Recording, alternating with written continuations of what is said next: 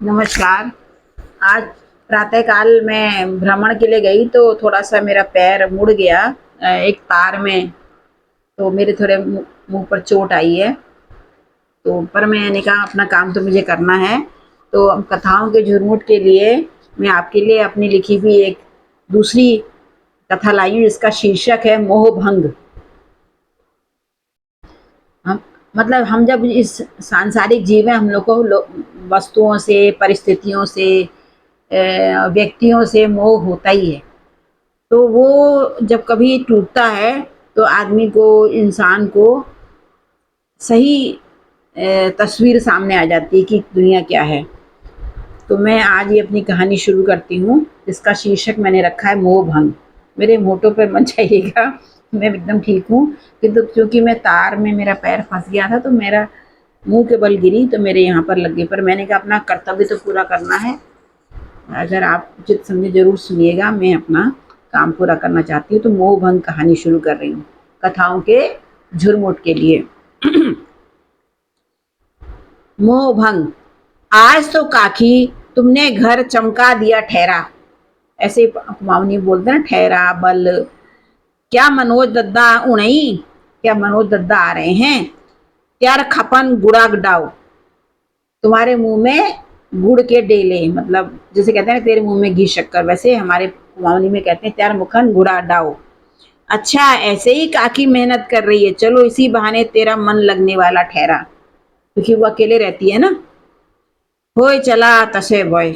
हाँ बेटा ऐसा ही हुआ। ये उन उस माँ बाप की कहानी है जैसे जो बच्चे चले जाते हैं तो घर में वहाँ अपने गांव के घरों में कैसे स्त्रियां पुरुष या दोनों हस्बैंड वाइफ रहते हैं। ये वार्तालाप कौशल्या चाची और उनके पड़ोसी के बेटे गिरधर के बीच चल रहा था, जो ऊपर मैंने बोल के सुनाया आपको। गिरधर कक्षा 8 का विद्यार्थी और हमेशा कौशल्या के छोटे छोटे कामों में मदद कर देता है, और बदले में कौशल्या उसे खाने और कभी कभी कापी किताब या घूमने मेले घूमने के लिए रुपए पैसे दे देती है। जब मेला लागू ना, जब मेला लगता है, उत्सव होते हैं। गिरधर ने कभी भी कौशल्या से कुछ नहीं मांगा। पितृ मात्र विहीन उस बालक के लिए ममता का स्रोत कौशल्या और उसकी वह कौशल्या माता है, जिसका वह दिल से आदर करता है, बात भी मानता है। इस बालक की माँ तो इसे जन्म देते हुए चल बसी। वही पुराना राग, स्त्रियों के प्रसव की समुचित व्यवस्था का अभाव, कम आयु में गर्भधारण, कुपोषित बालिकाएं, स्वच्छता का सर्वथा अभाव आदि आदि, ये सब कारण रहते हैं आमतौर पे। यदि यह बालक अपने सगे ताऊ और ताई के साथ रहता है, अब यह बालक जो है अपने सगे ताऊ और ताई के साथ रहता है, जिसकी 4 विवाहित बेटियां और एक गिरधर से छोटा पुत्र है। उसकी 4 विवाहित पुत्रियां, एक बेटा भी है और साथ में गिरधर, जो कक्षा 5 का विद्यार्थी भी है और पूरे परिवार का लाडला भी, जिसकी पढ़ाई और सारे कामों का दायित्व तो गिरधर दद्दा का है। कभी कभी नन्ना गोपाल भी कौशल्या के घर गिरधर के साथ आता रहता है। असल में जो ये है, या पास पड़ोसी हैं, एक बाखाई में रहते हैं, एक लाइन में कतार में। जो कौशल्या के पति को गुजरे 3 वर्ष हो चुके हैं। उनके दोनों बेटे बाहर अपने अपने परिवार के साथ अलग अलग शहरों में रहते हैं। कभी कभी ही उनका आना जाना गांव अपनी माँ के पास हो पाता है। यह कथानक कुछ नया या अनूठा नहीं है, आज हमारे उत्तराखंड के काफी घरों की दास्तान है। बस नाम भिन्न भिन्न होते हैं, परिस्थितियां भिन्न भिन्न होती हैं। कभी कुछ ऐसे पुराने मापदंड और भ्रम टूटते हैं कि कथानक कुछ और ही मोड़ ले जाता है। ओइजा द्योग तहड़ मतलब बारिश। अब इतू रात कहाँ जा, अर्थात अब इतनी रात को कहाँ जाऊं। कौशल्या चिंतित सी सोचने लगी। पहाड़ बहुत तेज बारिश होती है ना, तो सब घरों में डर लगता है कि कोई घर के छत नहीं हो जाए कुछ। हालांकि घर ऐसा कम होता है, पहाड़ के घर ऐसे बने होते हैं जो पुराने घर होते हैं, तो फिर भी चिंता तो होती है पुराने घरों में रहने वाले बुजुर्गों को। फिर कुछ देर में बारिश हल्की हो गई और पीछे के टीन के टप्पर से टप टप की ध्वनि रात्रि के इस पहर में कुछ अधिक ही मुखर और निद्रा भंगकारी लग रही थी। पिछले साल जब अमरनाथ आया था उसका बेटा, तो मैंने उसका ध्यान इस ओर दिलाया था, पर उसने कहा अभी ठीक है, बाद में करवा दूंगा। इस बार मधुसूदन आया तो उसने भी टाल मटोल कर दी। मैं जिद करती तो शायद करवा भी देता। अगर बच्चे पहली बार में ना बोल दें तो मन खट्टा हो जाता है, हर का होता है। फिर मैं भी चुप रही। बुरा तो लगता है, पर कुछ दिन के लिए आई अपनी औलाद के लिए, या वैसे भी मनोमालिन्य कुटैब रखना एक माँ होते हुए कहाँ शोभा देता है। मैं फिर कड़वा घूंट पीकर रह गई। यही सब सोचते हुए सुबह के समय कौशल्या को नींद आ गई, तो स्कूल जाते हुए गिरिधर और गोपाल ऊपर तक पता करने गए कि काकी क्यों न उठी होगी। मैं बता दूं कि इन बच्चों की तो मैं आमा ठहरी। आमा हमारे यहाँ दादी को कहते हैं कुमाऊं में, पर पूरा गांव मुझे काकी कहने वाला हुआ। काकी, काकी मतलब होता है चाची, इसलिए ये बच्चे भी मुझे काकी कहते थे। मैंने अलबला के दरवाजा खोला, अलबला के एकदम से तो देखा मेरे पड़ोस के बाल गोपाल मेरे दरवाजे खड़े मेरे हाल पूछ रहे हैं। मतलब कितना स्नेह हुआ ना, बिल्कुल निश्चल प्रेम। गिरधर ने तो मेरे कपाल को छूकर एक बुजुर्ग की तरह पता किया कहीं कि मैं ज्वरग्रस्त तो नहीं, ऐसे हम लोग हाथ लगाते हैं ना, कहीं बुखार तो नहीं। उन दोनों बच्चों की बाल सुलभ चेष्टाएं और प्रश्न मुझे अंदर तक भिगो गए, और मैंने एक टुकड़ा गुड़ का उनके हाथ रखा, उनके सर पर हाथ फेरा और कहा ठीक से जाओ, मन लगाकर पढ़ना। मतलब स्कूल जाते जाते वो मुझे मेरा हाल पूछने आए थे। फिर अपने रोज के काम में मैं लग गई। सोचने लगी ये बालक जो हमारे 10 दिनी बिरादर भी नहीं रहे अब। मतलब ऐसा होता है, सूतक होता है ना जब, या नातक सूतक, तो सूतक जो होता है 10 दिन और 3 दिन का होता है।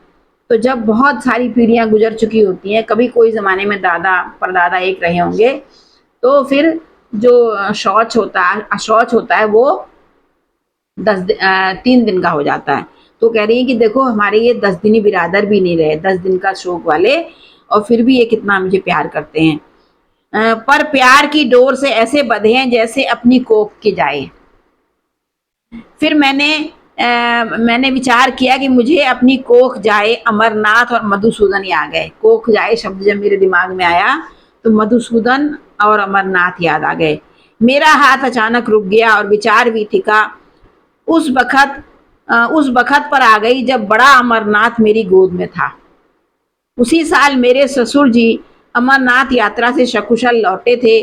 उन्होंने मेरे बड़े पुत्र का नाम अमरनाथ रख दिया, जबकि राशि का नाम भोला शंकर था। धनु राशि का ठहरा ना, ध होता है ना, धनु राशि भ। उसी प्रकार जन्माष्टमी के दिन पैदा होने के कारण छोटे बेटे का नाम मधुसूदन रखा गया, क्योंकि पास पड़ोस में कृष्णा, कान्हा, मुरली मनोहर बहुतों के नाम थे। इसलिए इसका नाम थोड़ा अलग करने के लिए कृष्ण का ही रखना था। जन्माष्टमी की वजह से मधुसूदन रखा गया। कृष्ण का एक नाम मधुसूदन भी है ना। विवाह के 4 वर्ष तक जब मेरे कोई संतान नहीं हुई तो मेरी सास मेरे लिए बहुत सिकोड़ने लगी। मुझे लगा कि अब क्या होगा मेरा। मैथ में भी ईजा बाबू ठहरे नहीं। जेठ बौजू ने कन्दान किया ठहरा। कन्दान मतलब कन्यादान। पर जब अमर होने वाला हुआ तो जैसे मुझे नया जीवन मिला, क्योंकि पुराने समय में पहाड़ में तो अगर कुछ समय तो संतान नहीं हुई तो दूसरी शादी कर देते थे। रात की रोयाट बोयाट, रोयाट मतलब जो आवाज आती है ना, जैसे प्रकृति की ओर से हवा चलने की और पानी की जोर जोर से बहने की वाली रोयाट बोयाट वाली बारिश के बाद सुबह पात पतेल झाड़ झनकार चारों ओर फैला रहता है। कि सुबह 1-2 घंटे तो बिहार की व्यवस्था, बिहार माने बाहर की व्यवस्था, पौधों की टूट टाट ठीक करने और चीजों को सही स्थान पर जमाने में लग जाते हैं। कल ही तो कौशल्या ने बाहर की सीढ़ियों और पीछे के खुटकुण में बसंधा डालकर लहरिया अर्पण दिए थे। देखिए सीढ़ियां तो आप जानते हैं, खुटकुण होता है जैसे पीछे की तरफ या कहीं भी जो हमारा गोठ, उसके ऊपर जो हमारा रहने का स्थान होता है, उसके बाद भी अगर टेकुड़ बनाते हैं ऊपर, तो छोटी सी सीढ़ी बनाकर खुटकुण, मतलब पाँव रखने लायक बनाकर ऊपर जो कमरा बनाता है वहां जाने का जो स्थान होता है उसको खुटकुण कहते हैं। संक्षेप में मैं इतना ही समझा सकती हूँ।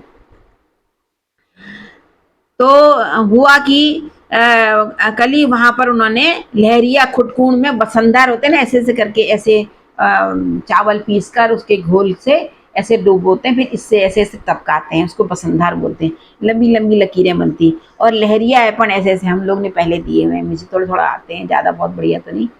ऐसे ऐसे ऐसे करके कहते हैं, लहर लहर से ऐपन, उसको लहरिया कहते हैं।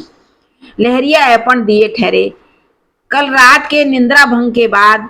निंद्रा भंग माने जब मुझे नींद नहीं आई। सुबह देर से आंख खुली, क्योंकि रात में बहुत देर की तेज बारिश थी, इसलिए मेरे को नींद नहीं आई। सुबह की नींद में देर से आंख खुली। मंसूबे जो लगे ठहरे, मंसूबे रात में जो क्या क्या होगा ऐसी चिंता जो होती है। और इसीलिए पूजा पाती आरती में इतनी अबेर हो गई। अबेर मैंने देर हो गई। अब एक कटकी की गरम चाय पीकर कुछ पकाती हूँ। अकेली महिला है ना। बजूं पेट तो उद्यम पुरुषार्थ करवा ही देता है। तब कहती हैं बजून, क्या करें, ये लहजा है पहाड़ में कहने का। जो पेट जो है वो हमें उद्यम और पुरुषार्थ करवा ही देता है।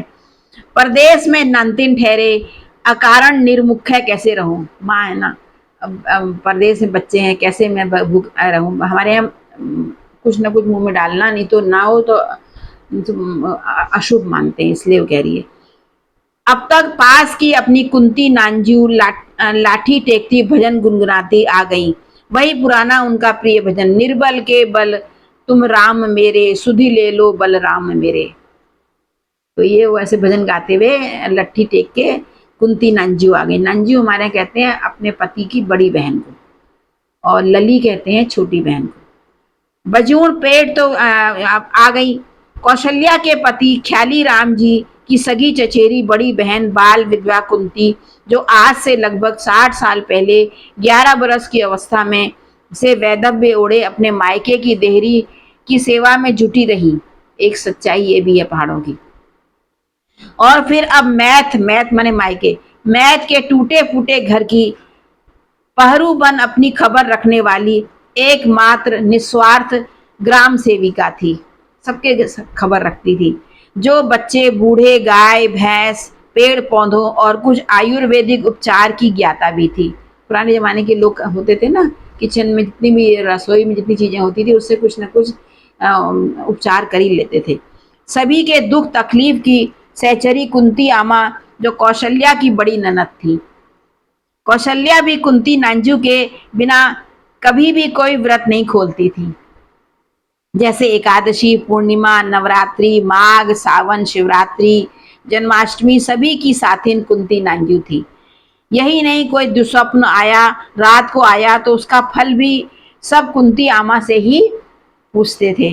वैसे कुंती आमा ने यह सब अपनी नंदी बुआ से सीखा था, जो उनकी तरह ही कभी उनसे पहले बाल विधवा हो गई थी, अपने मैत आ गई थी। उनसे ही कुंती आमा ने सीखा था कि मैत में दिन बिताने हैं तो अपनी जीभ को कभी खुलने न देना, नहीं तो रह न पाओगी विधवा होकर। औरत को तो अपनी जीभ में ताला लगाकर ही रखने में भला है। यहाँ तक मैं अभी आपको कहानी बता रही हूँ, और अगला अंक मैं कल बताऊंगी। और थोड़ा मेरे मुंह में चोट भी लगी है, तो इसलिए इतना बहुत है। आप जरूर इसका रसवादा करिएगा, बताइएगा आपको कैसी लगी। मैंने पहाड़ का एक चित्र खींचने की कोशिश की है, पर बोला मैंने हिंदी में है। कुछ कुमाऊनी शब्द हैं जो वार्तालाप के मध्य आए हैं, और उसका अर्थ भी मैंने बता दिया है। कृपया बताइएगा आपको कैसी लगी। अगला भाग कल। नमस्कार।